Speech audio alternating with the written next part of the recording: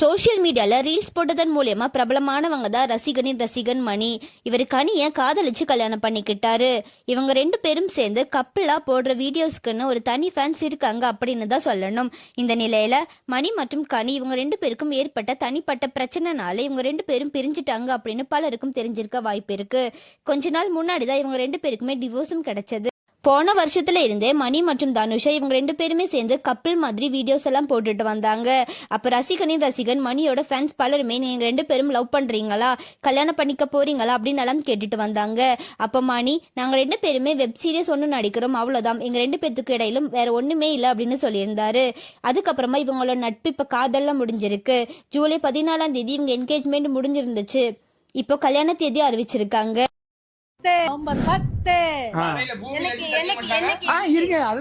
இப்போ ஒரு வழியா நவம்பர் 10ஆம் தேதி கல்யாணம் முடிவு பண்ணிருக்கோம். இப்போ கல்யாண தேதி அறிவிச்சிருக்காங்க.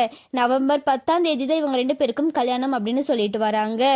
என்னோட பழைய வாழ்க்கையை பத்தி இதுக்கு மேல பேசாதீங்க. அவங்க வாழ்க்கையை அவங்க வாழட்டும், என் வாழ்க்கையை நான் வாழ போறேன். தயவு செஞ்சு என்ன வாழ விடுங்க.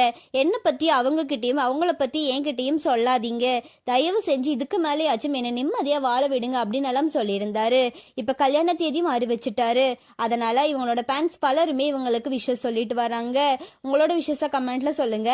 அண்ட் இந்த மாதிரியான அப்டேட்ஸ்க்கு நம்மளோட சேனலை சப்ஸ்கிரைப் பண்ணிக்கோங்க.